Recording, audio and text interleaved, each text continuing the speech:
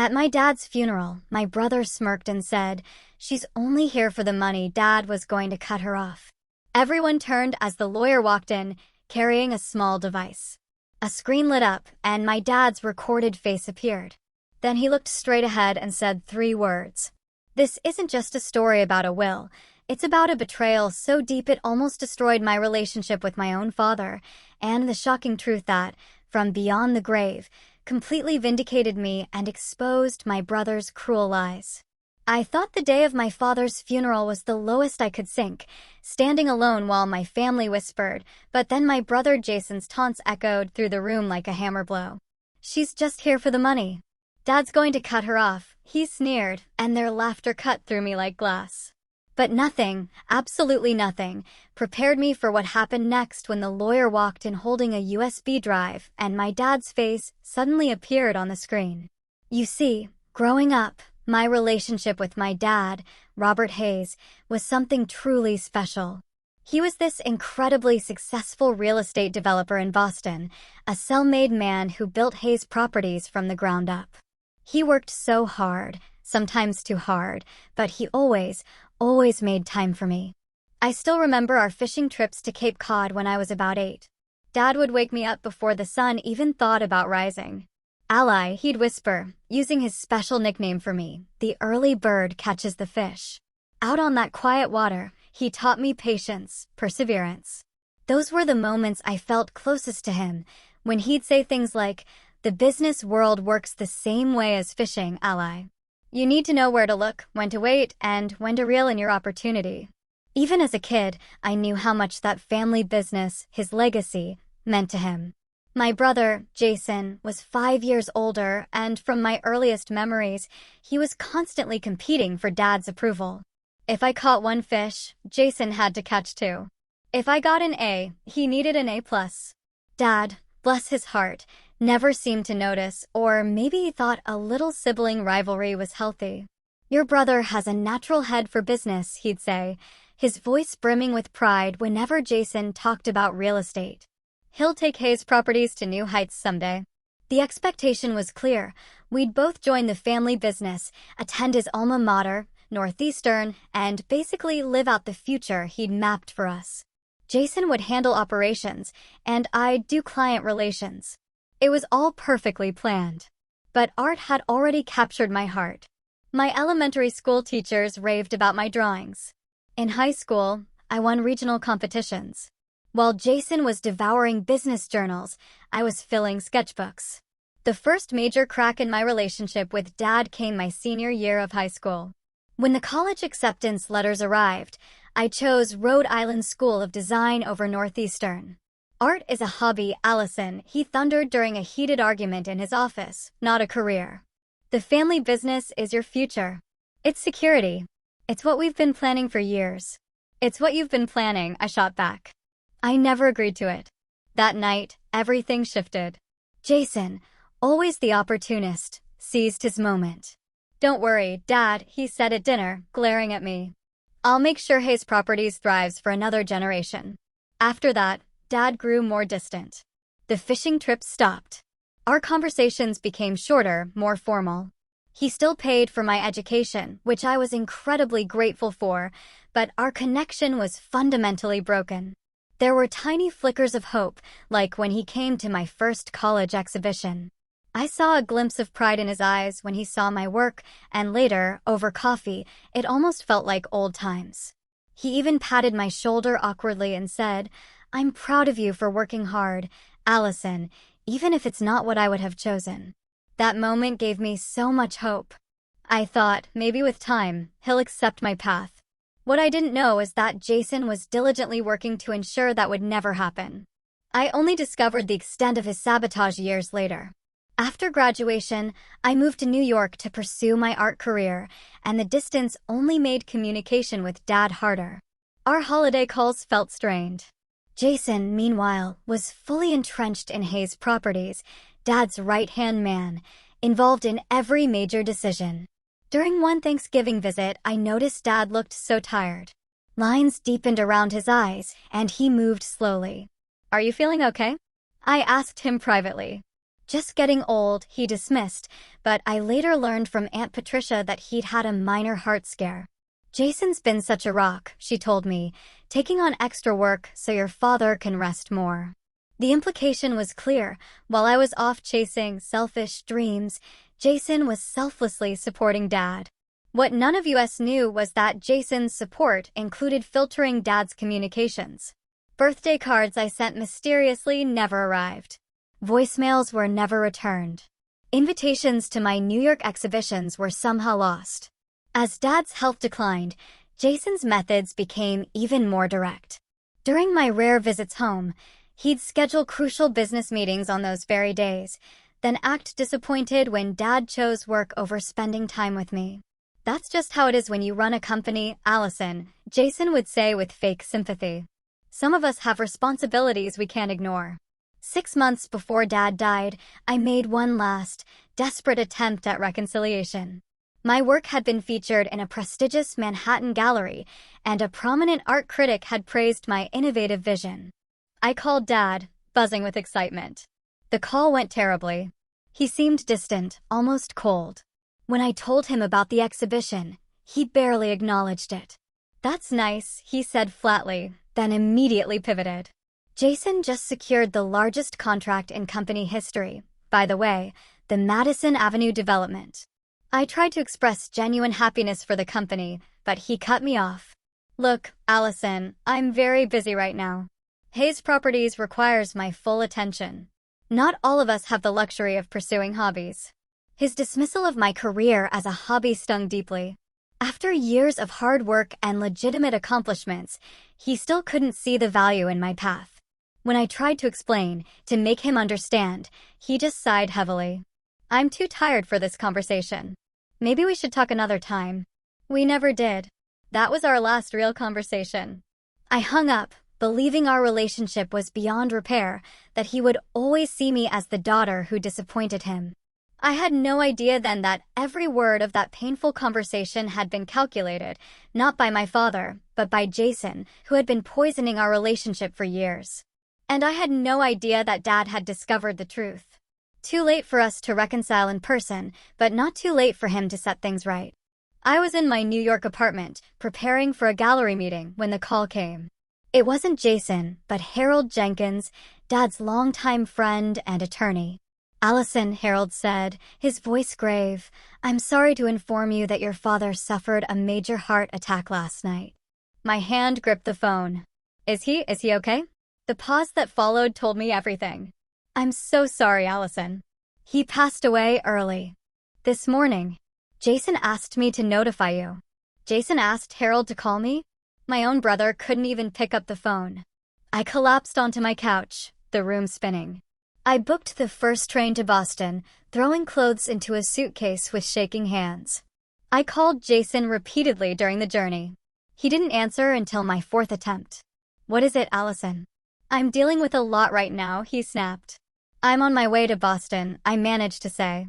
"Harold told me about Dad." "Why didn't you call me yourself?" "I've been busy making arrangements," he replied coldly. "Someone had to step up." "I would have helped if you'd called me right away." He scoffed. "Right? Like you've been so involved in Dad's life recently." He steamrolled over me. "Look, the funeral is Friday at St. Mark's. Everything's taken care of." "Friday? That was only 2 days away. Shouldn't we wait so people have time?" "The arrangements have been made, Allison. Dad and I discussed his wishes years ago. Not that you would know anything about that." Every conversation with Jason was a minefield. "Where should I stay?" I asked, defeated. "The house is full with Uncle Warren and Aunt Patricia. You should book a hotel." He paused, then added, "There's a family gathering tomorrow night. Immediate family only." The implication was clear. I wasn't welcome. When I arrived in Boston, I went straight to the funeral home. I needed to see Dad, to say goodbye. The funeral director led me to a private viewing room. Dad lay in an expensive casket, looking unervingly peaceful in his best suit. "Hi, Dad," I whispered, tears streaming down my face. "I'm so sorry we didn't fix things." I stood there for an hour, talking to him quietly, telling him about my life in New York, all the things I would have shared if we'd had more time, if we hadn't let things fall apart. That night, alone in my hotel room, I called my best friend, Megan. "They're having a family gathering tomorrow and didn't invite me," I choked out. "That's horrible," Megan said. "Do you want me to come up for the funeral? You shouldn't have to face this alone." Her offer meant everything. "Could you?" "I know it's asking a lot." "I'll be on the first train tomorrow," she promised. "We'll get through this together." The day of the funeral arrived with appropriately gloomy weather. Megan and I arrived early, but the front pews were already packed. Jason, in the front row with Uncle Warren and Aunt Patricia, didn't even glance up. We found seats near the middle. As more people arrived, I felt their stares, heard their whispers. Jason's narrative followed me like a shadow. The ungrateful daughter, the family disappointment, showing up only now for an inheritance. The service itself was formal, elegant, just like my father. The priest spoke of Dad's business accomplishments, his contributions, his dedicated parenting, looking pointedly at Jason. When it came time for the eulogy, Jason approached the podium with the confident stride of someone who belonged there. His speech painted a picture of a father-son relationship that felt almost fictional to me: fishing trips into adulthood, late nights discussing business, Dad proudly watching Jason carry on the legacy. My father often said that family was everything to him. Jason choked out, his voice thick with practiced emotion. He believed in loyalty, in showing up for the people you love, in honoring your commitments. The subtext was unmistakable. Every person in that church knew he was contrasting his dedication with my supposed abandonment. "Some people," Jason continued, glancing directly at me, "choose to abandon their responsibilities, their family legacy. But Dad and I always understood the importance of staying true to your roots." I felt Megan's hand tighten around mine as I fought to maintain my composure. After the service, at the reception, Dad's business associates offered condolences, but most interactions were brief, awkward. Aunt Patricia gave me a stiff hug, then quickly moved on. I was pouring coffee when Jason approached, flanked by two cousins. "Enjoying yourself?" he asked, his voice low but loud enough for nearby guests to hear. "It must be nice to show up after years of absence and be treated like family." "Jason, this isn't the time or place," I said, trying to keep my voice steady. "We're here to honor Dad." "Honor Dad?" He laughed, a sharp, bitter sound. "Is that why you're here?" "Because from where I'm standing, it looks like you're just here for the money. Dad's going to cut you off, you know." Several heads turned. My face burned with humiliation. "You have no idea why I'm here," I hissed. "Don't I?" His smile was cruel. "You haven't cared about this family for years. You didn't care when Dad needed heart medication. You didn't care when he was working himself to death to maintain the company that would have secured your future, too. You only care now that there might be something in it for you." People were openly staring. Someone snickered. Uncle Warren approached. "Perhaps Allison should just leave," he suggested, not even addressing me. "She's not really family anymore, is she?" The laughter that followed from several family members nearly broke me.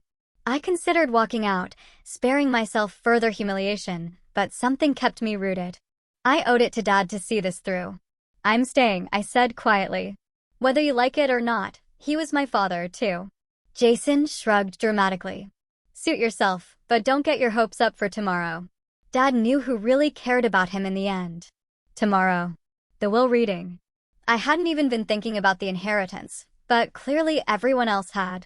In their minds, that was the only reason I was there. As I walked away, I heard Jason's voice carry across the room. "She'll be singing a different tune tomorrow when she realizes Dad saw through her act years ago." If only I had known then how prophetic those words would be, though certainly not in the way Jason intended. The reception continued like a slow-motion nightmare. People I'd known my whole life either avoided me or approached with thinly veiled hostility. Dad's business partner of 20 years spoke with such forced politeness, it was worse than rudeness. My cousin Diane, my childhood playmate, barely greeted me before hurrying away. I found Megan by the windows. "This is worse than I expected," I whispered. "They all hate me." "They don't know you," Megan replied firmly. "They only know the story Jason's been telling them, which they all believe because it's easier than questioning it. You're here for your dad, not for them. Just get through today and the will reading tomorrow. Then we can go back to New York." The will reading. My stomach clenched. If the funeral was this bad, how much worse would tomorrow be? Based on Jason's confidence, I fully expected to be publicly disinherited, providing the final confirmation of Dad's disappointment. Lost in these thoughts, I overheard Jason again, louder than appropriate, clearly meant to carry. I still can't believe she had the nerve to show up today, he was telling Uncle Warren and 2 board members, after how she broke Dad's heart, refusing to even visit when he was sick. A flash of indignation. I hadn't known Dad was seriously ill. No one had told me. But before I could confront him, Jason continued, "Well, she's in for a surprise tomorrow." Dad updated his will last year after she refused to come home for his birthday. He finally realized she didn't deserve any part of what he built. One of the board members nudged Jason, who turned with exaggerated surprise. "Oh, Allison, didn't see you there," he said, not even attempting sincerity. "We were just discussing tomorrow's meeting with the lawyer. You are planning to attend, aren't you?" His tone made it clear he expected, even hoped, I would slink away to avoid the public humiliation. "Of course I'll be there," I replied, my voice shaking. Jason smiled coldly. "Excellent. It should be enlightening for everyone." Uncle Warren didn't even try to hide his disdain. "I don't know why you're bothering, Allison. Robert made his feelings quite clear while he was alive." "Did he?" I asked, a sudden curiosity. "What exactly did he say?" "That's between him and the family members who actually stayed in touch," Warren replied. "Maybe if you'd picked up the phone more often in the last few years, you'd know." My face flushed with anger and shame. "I tried to stay in touch." "It's not as simple as you're making it sound." "Never is with you, is it?" Jason interjected. "Always an excuse. Always someone else's fault. Dad got tired of it, Allison. He got tired of waiting for you to grow up and accept your responsibilities." The conversation had drawn a crowd. "You have no idea what my relationship with Dad was like," I said, my voice finally breaking. "You have no right to, I have every right." Jason cut in. "I was there every day, through everything. While you were off playing artist in New York, I was helping him run his company, taking him to doctor's appointments, being an actual daughter." "Sorry, I meant actual child." The deliberate slip elicited chuckles. My humiliation was complete. I stood there, fighting back tears, as Jason smiled triumphantly. "Face it, Allison. You're just here for the money. Dad's going to cut you off. Everyone here knows it. You know it. Tomorrow we'll just make it official." I wanted to run. Every instinct screamed at me to flee this horrible place, these horrible people who'd accepted Jason's version of reality without question. But leaving would only confirm their beliefs. Despite the burning humiliation, despite the tears I could barely hold back, I stood my ground. "I guess we'll find out tomorrow, won't we?" I managed to say, before walking away with as much dignity as I could muster. Megan found me in the church's small garden, where I finally allowed myself to cry. "Those people are toxic," she said. "Jason has them all completely fooled." "Maybe he's right," I whispered, doubt creeping in. "Maybe I should have tried harder with Dad. Maybe I don't deserve anything." "That's ridiculous," Megan said firmly. "Your brother is manipulative and cruel. And whatever happens tomorrow with the will, you know your worth. Your father's money doesn't define your value, Allison." She was right, of course. But as we left the reception, I couldn't help feeling that tomorrow's will reading would be the final verdict on my relationship with my father, a public confirmation of his disappointment in me. I had no idea then that Dad had left a very different message for me, and for everyone else. The next morning dawned with the same gray skies. I dressed carefully, trying to prepare myself. Megan had offered to come, but I declined. This was something I needed to face alone. "Call me the second it's over," she insisted. I promised I would, expecting to make that call in tears. The law offices of Jenkins, Baxter, and Wright occupied the top floor of one of Dad's downtown properties, a detail that felt like salt in the wound as I rode the elevator up. Harold Jenkins, Dad's friend and attorney, would deliver what I assumed would be my final disappointment from my father. When I arrived, the conference room was already filled. Jason sat at the head of the table, already positioning himself as the new patriarch. Uncle Warren, Aunt Patricia, the company CFO, 2 board members, all engaged in comfortable conversation, the atmosphere almost celebratory. The chatter died when I entered. Jason looked up with mock surprise. "Allison, you actually came." He gestured to an empty chair at the far end. "We saved you a seat." The seating arrangement wasn't subtle. Me isolated at the foot, Jason commanding the head. I took my assigned place without comment. "I was just telling everyone about the Madison Avenue project," Jason continued, "the one Dad and I worked on in his final months. It's going to revolutionize that whole neighborhood." The implication was clear. This was a family business discussion that didn't concern me. I remained silent, counting the minutes until this ordeal was over. Precisely at 10 a.m., Harold Jenkins entered. Unlike the others, he greeted me with genuine warmth. "Allison, thank you for coming," he said, briefly squeezing my shoulder. "I'm very sorry about your father. He spoke of you often." This simple kindness nearly broke my composure. I nodded gratefully. Harold placed his briefcase on the table. "Before we begin, I want to thank you all for coming today. Robert Hayes was not only my client, but my dear friend for over 3 decades. His loss is deeply felt by everyone in this room." Murmurs of agreement. Harold continued, "Robert was meticulous in his planning, as you all know. He left very specific instructions about how today should proceed." Jason leaned forward, his expression confident. "We're all eager to respect Dad's wishes and move forward with the transition he planned." Harold nodded, but his expression remained neutral. Robert's instructions for this reading are somewhat unconventional. He prepared a video statement to accompany the formal document. Confused looks around the room. "A video?" Jason asked, a flicker of uncertainty crossing his face. "He never mentioned that to me." "Robert recorded it privately about 3 months ago," Harold explained. "He was very specific that it should be viewed before the written provisions are discussed." I watched Jason's reaction carefully.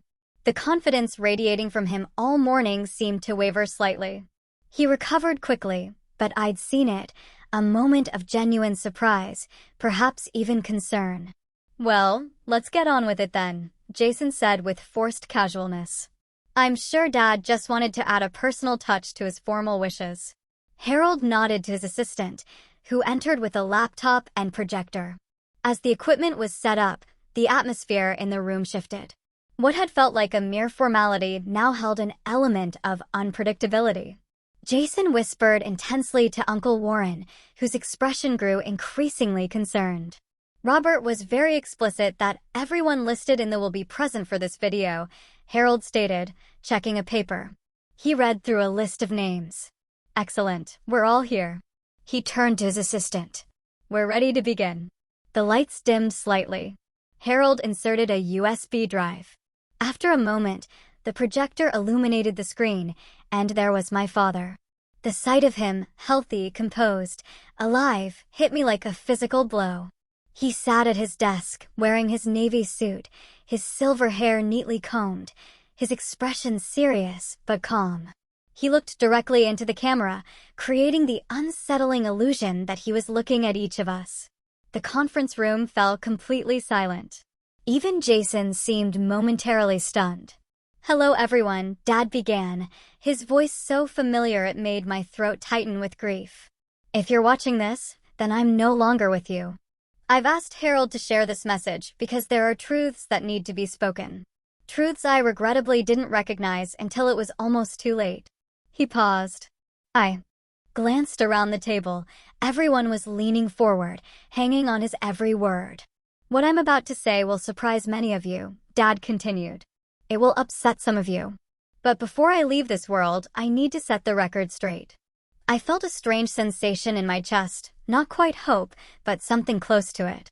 His expression had softened, and for a brief moment, I saw a glimpse of the Dad I remembered from those early fishing trips, the one who had loved me unconditionally before everything changed. "This is primarily a message about truth," he said, "about family, about betrayal and forgiveness, and about second chances that come too late, but perhaps not too late to make right." As he continued, I realized whatever I expected, I was completely unprepared for what was about to unfold. "I want to begin by speaking directly to my daughter, Allison."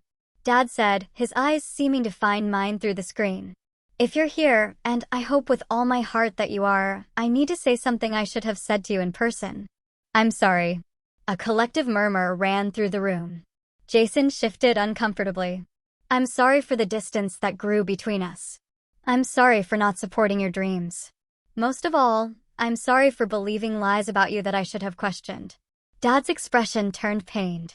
You see, I recently discovered something that has changed everything I thought I knew about our family dynamic over the past several years. About 6 months ago, I had another minor heart episode. The doctors advised me to reduce my workload, so I began working from home more often. He leaned forward slightly. One afternoon, I was looking for some documents in Jason's office at the house when I found something disturbing.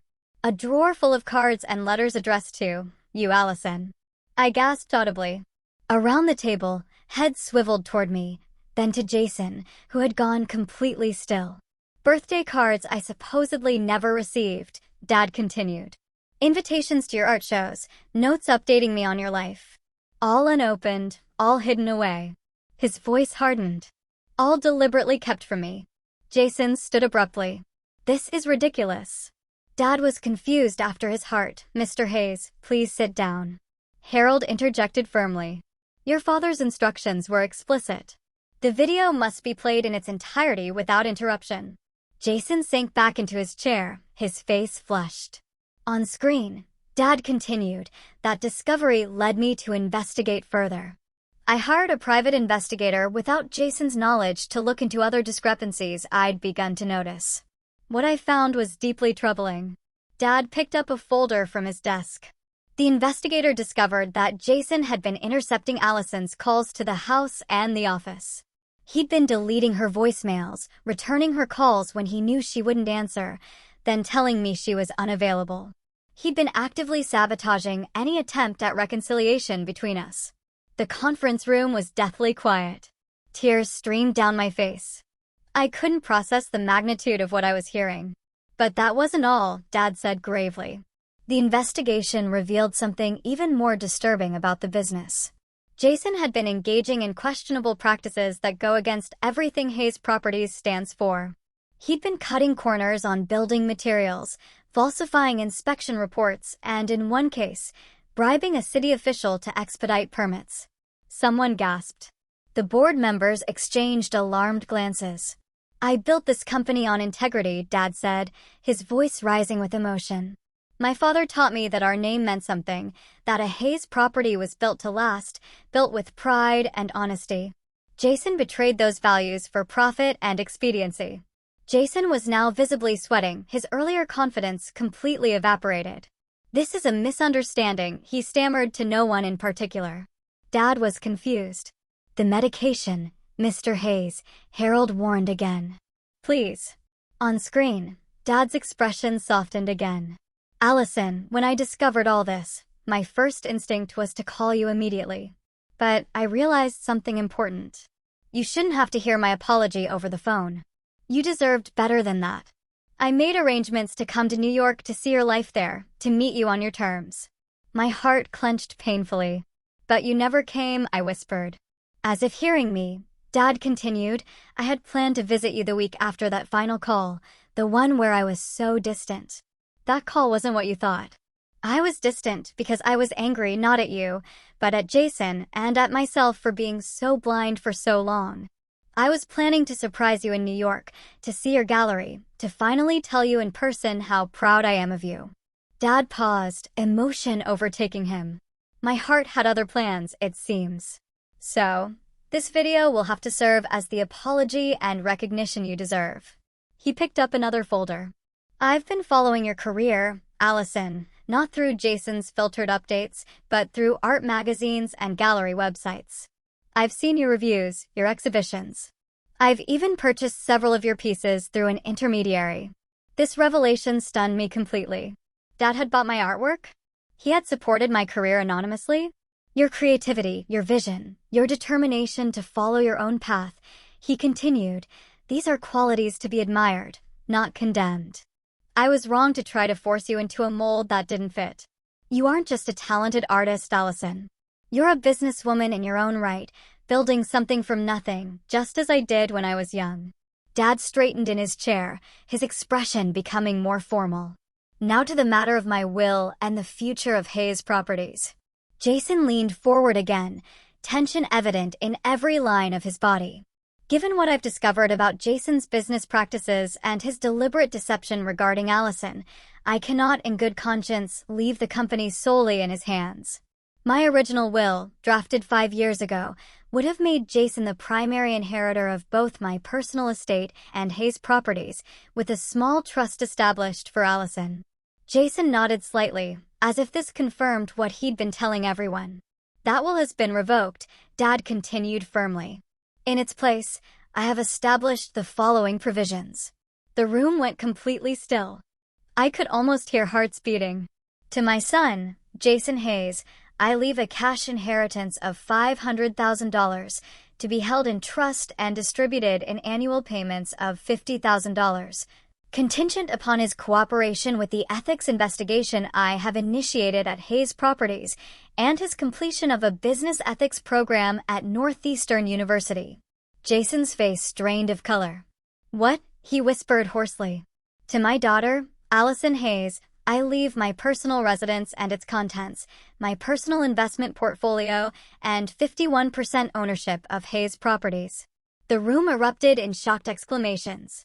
Uncle Warren actually stood up in protest before Harold motioned him firmly back to his seat.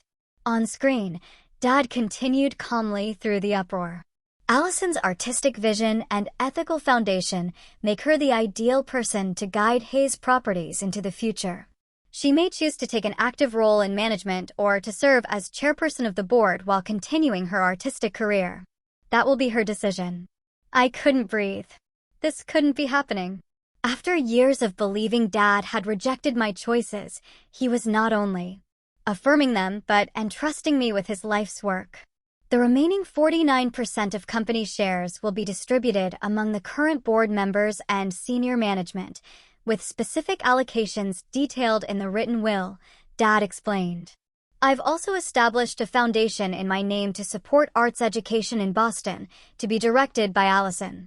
Dad looked directly into the camera again. I know this comes as a shock to everyone, particularly to Jason. Son, I hope that in time you will understand that this decision comes from love. Love for you, for Allison, and for the company that bears our name. The path you've been on leads nowhere good. My hope is that these provisions will guide you back to the values I tried to instill in you. Jason stood suddenly, knocking his chair backward. This is insane. He was manipulated. I'll contest this. I anticipated that reaction, Dad said, almost as if responding directly to Jason's outburst. Harold has comprehensive documentation of everything the investigation uncovered, including recorded conversations, falsified documents, and financial records. Contesting the will would only result in making this information public, possibly leading to criminal charges. Jason fell silent, his face a mask of fury and disbelief. Allison, Dad continued, his voice softening again. I know this is an enormous responsibility that you never asked for. If you choose to sell your shares or to take a different path entirely, I've included provisions for that as well, but I hope you'll consider accepting this role. Hayes Properties could benefit tremendously from your fresh perspective and ethical foundation. Dad paused, emotion returning to his features. More than anything, I wish we'd had the chance to reconcile in person. To go fishing again, to talk about your art, to rebuild what was broken. I'm so deeply sorry that won't happen now. Tears flowed freely down my face. Around the table, even those who'd been coldest to me looked uncomfortable, avoiding my eyes. I'll conclude with this, Dad said. Family is complicated. Business is complicated. But integrity should never be complicated. It's either there or it isn't. Allison never lost hers, even when it would have been easier to compromise. That's why, in the end, she is the right person to carry on the Hayes legacy. Dad smiled, a genuine, warm smile I hadn't seen in years. I love you both, Jason and Allison. I hope this decision leads to healing, to growth, and ultimately to a stronger family and company. Thank you all for listening. The screen went black. For several moments, no one spoke or moved. The silence was broken by the sound of Jason's harsh laughter. "You think this changes anything?" he snarled, glaring at me. "You know nothing about running a real estate company. The board will never accept you." He looked around for support, but the board members were carefully avoiding his gaze. Harold cleared his throat. "Perhaps this would be a good time to take a brief recess before we continue with the formal reading of the written will. There are additional documents and evidence that Mr. Hayes instructed me to share regarding the investigation he mentioned." Jason stormed out without another word. Most of the others followed, murmuring, casting uncertain glances in my direction. Only Harold remained, gathering his papers. "Did you know?" I asked him quietly. "About all of this?" Harold nodded. "Your father confided in me after he made his discovery. He was heartbroken about the time he'd lost with you." He paused, looking at me kindly. "He was very proud of you, Allison. He kept a portfolio of articles about your exhibitions in his desk drawer. The real one, not the one Jason controlled." The tears came again, but different this time. Tears of grief mixed with a profound sense of vindication and lost opportunity. "I wish I'd known," I whispered. "I wish we'd had more time." "So did he," Harold said gently. "But he also believed you have the strength to handle this responsibility. He wouldn't have left you the company otherwise." As the others began to filter back in, I sat straight in my chair, wiping away my tears. The path ahead would be challenging. A company to learn, a brother to deal with, a legacy to honor.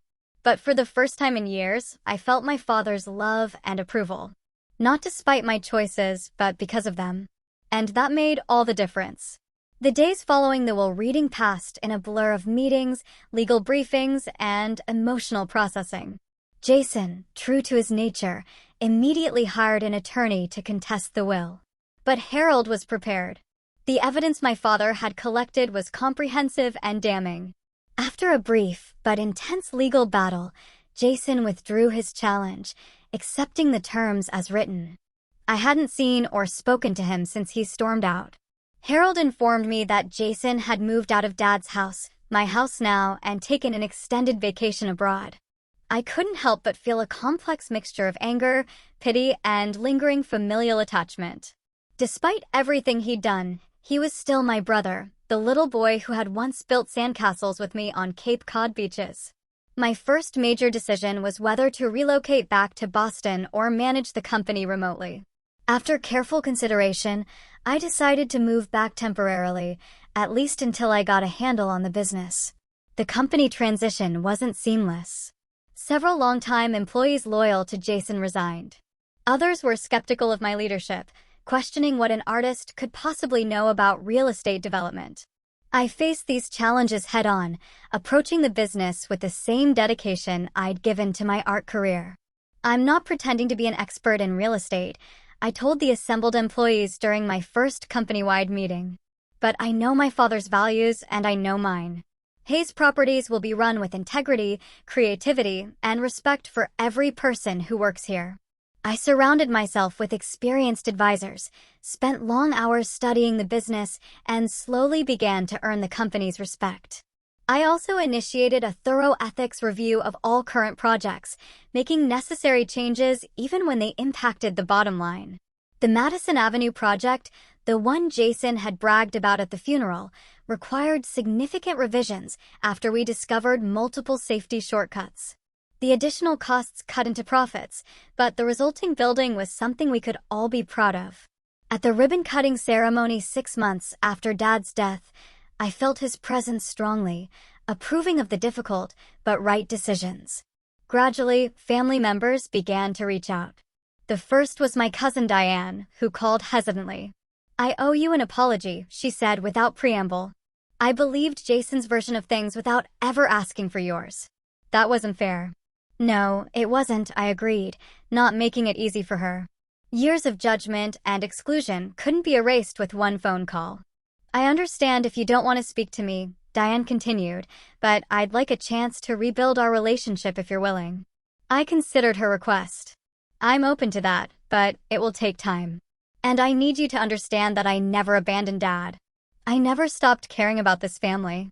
"I know that now," she said quietly. "We all do. Similar conversations followed with Uncle Warren, Aunt Patricia, and other extended family members. Some were sincere in their remorse. Others seemed more interested in maintaining connections to the family business than in genuine reconciliation. I welcomed the former while maintaining healthy boundaries with the latter. One of my most meaningful discoveries came when I finally moved into Dad's house. In his study, behind a false panel in the bookcase, a panel I remembered from childhood treasure hunts, I found a collection of my artwork. Not just the pieces he'd purchased anonymously, but photographs of my student work, newspaper clippings about exhibitions, even a framed copy of my art school diploma. Alongside these treasures was a leather-bound journal. Opening it with trembling hands, I found entries dating back years, chronicling Dad's thoughts about the business, about Jason, and about me. The early entries reflected his disappointment in my career choice. But as time passed, his tone changed. Saw Allison's new exhibition online today, read an entry from 2 years before his death. Her work is getting attention from serious critics. There's a depth to her paintings that reminds me of how she used to see the world as a child, always noticing things the rest of us missed. I wish I could tell her how proud I am, but the distance between us now feels unbridgeable. Jason says she doesn't return his calls either. I wonder if she's truly moved on from this family. Later entries became more questioning, showing the first seeds of doubt about Jason's narrative. The final entries documented his shocking discoveries and his determination to make things right. The private investigator confirmed my worst fears today. He wrote 3 months before his death. Jason has been systematically keeping Allison away from me, intercepting our communications for years. How could I have been so blind?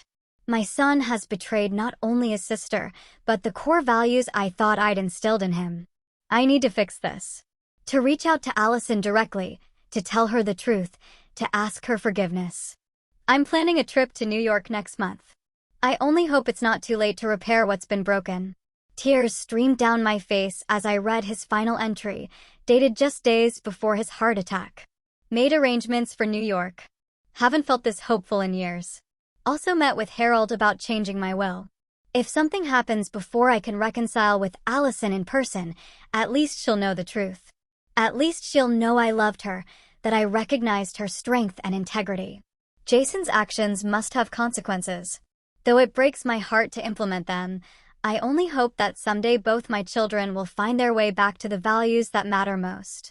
These discoveries helped me begin to heal, to forgive both my father and myself for the years we'd lost. I couldn't change the past, but I could honor his memory by leading the company with the integrity he valued, and by nurturing my artistic vision alongside this new responsibility. 6 months after taking over Hayes Properties, I launched the Robert Hayes Foundation for Arts Education, using company profits to fund art programs in Boston's underserved schools. For the Foundation's inaugural exhibition, I displayed my new series of paintings inspired by the fishing trips of my childhood, alongside a carefully curated selection of emerging local artists. The exhibition opening was well attended by both the art community and the business world.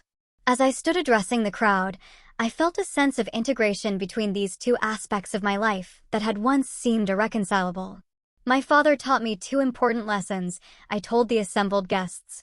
First, that integrity is non-negotiable. And second, that sometimes the most valuable perspective comes from stepping away and seeing things differently. That's what art does for us.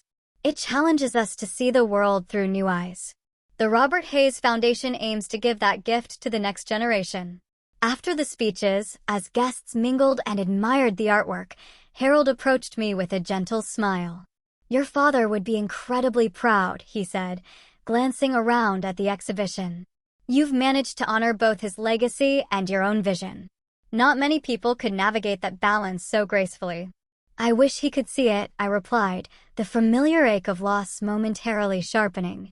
"In some ways, I think he did see it," Harold said thoughtfully. "He recognized your potential long before any of us. That's why he made the choice he did." The next morning, I visited Dad's grave for the first time since the funeral. I brought a simple bouquet of wildflowers and sat beside the headstone in the quiet cemetery. "I'm trying to do right by you, Dad," I said softly. "The company is doing well. We just launched the foundation.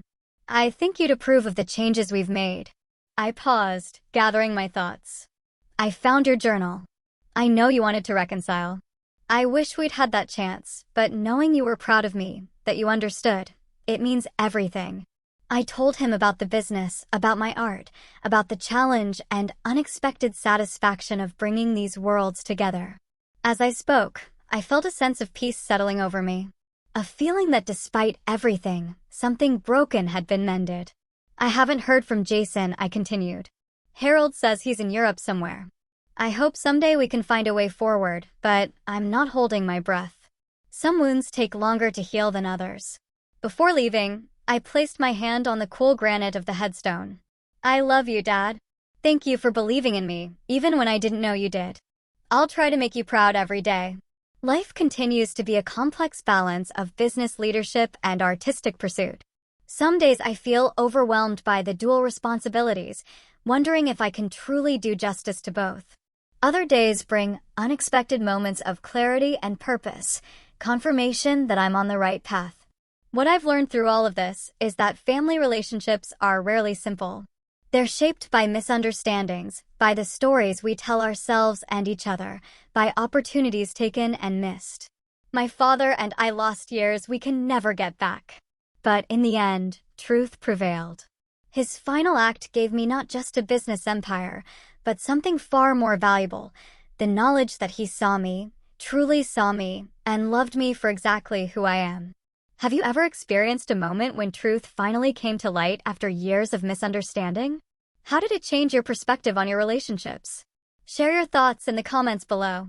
If this story resonated with you, hit that like button and subscribe for more stories about family, healing, and finding your path.